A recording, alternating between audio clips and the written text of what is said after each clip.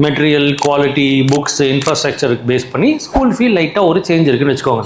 School ஃபீயாக நம்ம பயங்கரமாக ஏற்றி நிறைய வாங்கணுன்றது ஐடியா இல்லை. அந்த குவாலிட்டியை தக்க வைக்கிறதுக்கு ஒரு ஃபீ ஜாஸ்தி பண்ண தேவைப்படுது. இப்போ நம்ம ரெவன்யூ கோல் அப்படின்னு வைக்கும்போது நம்ம ரெவன்யூவில் மட்டும் வச்சா ஆட்டோமேட்டிக்காக என்ன வந்துடும், வளர்ந்துருவோம். ஆனால் 100 ஸ்டூடெண்ட் படித்த இடத்துல இப்போ 98 ஸ்டூடெண்ட் தான் படிச்சிருக்கிறாரு. -2% கம்மியாக இருக்குது. ஆனால் பணம் பார்த்தா என்ன ஆகும்? அக்கௌண்டிங்லேருந்து ஆடிட்டிங்லேருந்து எல்லாருமே நினச்சிக்குவாங்க, டர்ன் ஓவர் பெருசுப்பா தம்பி, கஸ்டமர் 2 கட் ஆயிடுச்சு நீ பார்த்தியா. சப்போஸ் 2 எல்லா சைடும் நம்ம அதை பார்க்க வேண்டியதாக இருக்குது. அந்த க்ரோத்தை தக்க வைக்கிறதுக்காக ஏதாவது ஒன்று. இப்போ எங்கிட்டயே ஐஸ்கிரீம் வாங்குற பையனை திரும்ப நான் ஐஸ்கிரீம் வாங்குறதுக்கு என்ன பண்ணுறது? போன வாரம் பிளெயின் ஐஸ்கிரீம் சாப்பிட்டு இந்த வாரம் சேமி ஐஸ்கிரீம் சாப்பிடுப்பா, அடுத்த வாரம் பால் ஐஸ்கிரீம் வருதுப்பா.